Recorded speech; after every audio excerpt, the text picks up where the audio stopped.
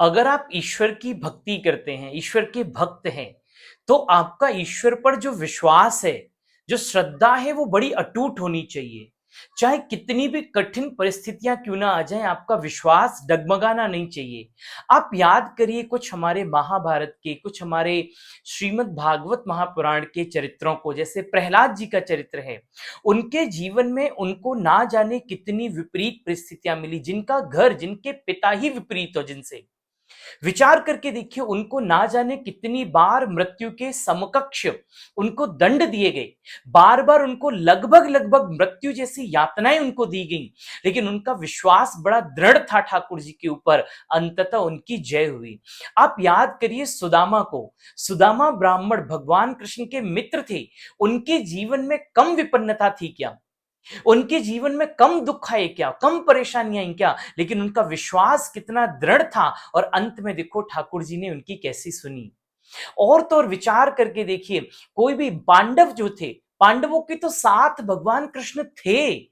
मतलब साक्षात पर ब्रह्म परमेश्वर जिसके साथ में है, पांडवों के साथ, उन पांडवों के जीवन में क्या कठिनाइयां कम आई?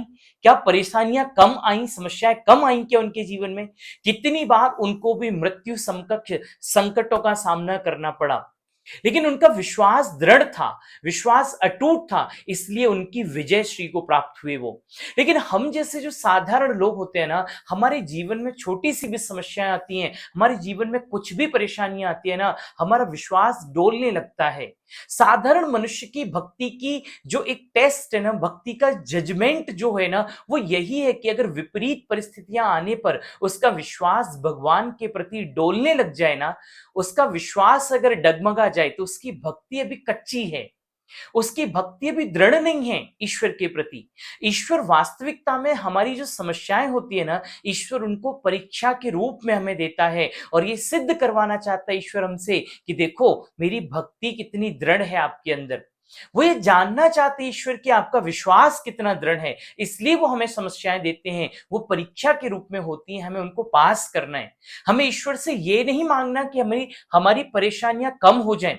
हमें ईश्वर से ये मांगना है कि परेशानियां चाहे कितनी भी आ जाएं, मेरा विश्वास नहीं टूटना चाहिए, मेरी श्रद्धा नहीं डगमगानी चाहिए आपके प्रति। हे गोविंद, आपके चरणों में मेरी अटूट श्रद्धा बनी रहे, ये विश्वास होना चाहिए। तो अंततः ठाकुर जी पार लगा देंगे आपको। जय श्री कृष्ण, जय दाऊ जी।